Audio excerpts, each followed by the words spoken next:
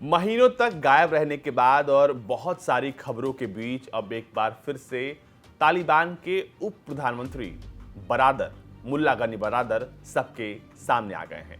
जी हां, मुल्ला गनी बरादर को लेकर बहुत तरह की खबरें चल रही थी। कोई कहता था कि उन्हें किडनैप कर लिया गया है, कोई कहता था कि उनकी पिटाई हुई है, कोई कहता था कि वो शायद उन्हें मार दिया गया है जान से। तमाम तरह की बातें हो रही थीं, लेकिन इन सब बातों के बीच दोहा में एक बार फिर से चीनी पक्ष और तालिबानी पक्ष मिला है और यहाँ पर क्या बातचीत हुई है हम आपको ये बताने वाले हैं।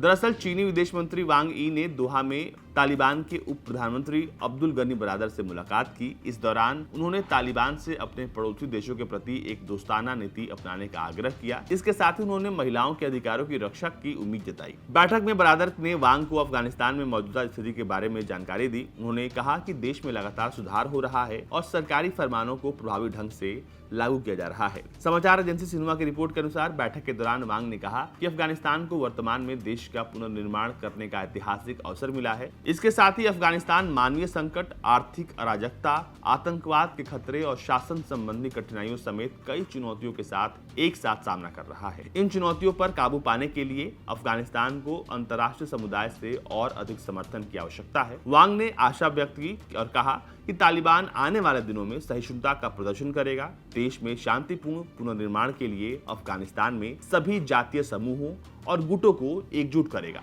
और महिलाओं और बच्चों के अधिकारों और हितों को प्रभावी ढंग से रक्षा करेगा। इसके अलावा यह भी कहा जा रहा है कि चीनी विदेश मंत्री ने तालिबान के उप प्रधानमंत्री से यह भी कहा कि वो समय समय पर अपने आप को अपडेट करे जैसा कि समय की जरूरत है और अपने पड़ोसी देशों से मैत्रीपूर्ण संबंध बनाए, यानी कि जो पड़ोसी देश हैं उनसे संबंध अच्छे करें। इसको लेकर बातचीत हुई, लेकिन सबसे दिलचस्प बात है अपडेट करने को लेकर। अपडेट यानी कि मॉडर्नाइजेशन को लेकर बात की। तो क्या वाकई में तालिबान अपने आप को मॉडर्नाइजेशन की तरफ ले जाएगा? एक बड़ा सवाल है, लेकिन कहा जा रहा है कि चीन ने ऐसा कहा है।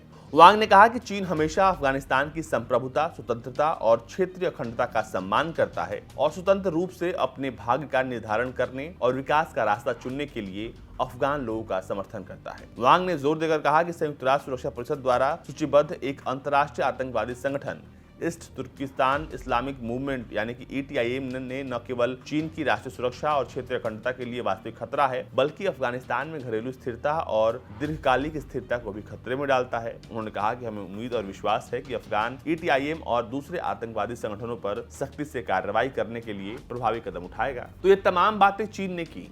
चीन ने तालिबान को मॉडर्न होने का सलाह भी दिया। ये भी कहा कि दूसरे देशों के साथ अच्छे संबंध बनाएं, जो पड़ोसी देश हैं खासकर, और जितने भी आतंकवादी संगठन हैं उन पर कड़ी कार्रवाई करें।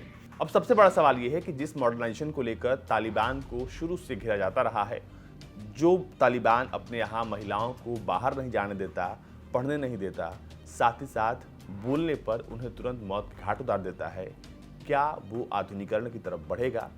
दूसरा सवाल ये है कि जो तालिबान आज तक आतंक के रास्ते पर, खून खराबे के रास्ते पर चलता आ रहा था, क्या वो अपने यहाँ हो रहे खून खराबे को रोक पाएगा? क्योंकि दोनों की नीयत बिल्कुल सेम है। जब से तालिबान ने अफगानिस्तान में नियंत्रण संभाला है, तब से वहाँ पर लगातार जो आतंकी हमले हैं वो तेज हो गए हैं। और तीसरा जो सबसे बड़ा सवाल है कि क्या वाकई में अफगानिस्तान को तरक्की की तरफ तालिबान ले जाएगा? क्योंकि दुनिया के किसी भी देश को ये भरोसा नहीं है कि अफगानिस्तान की बेहतरी के लिए तालिबान काम कर पाएगा।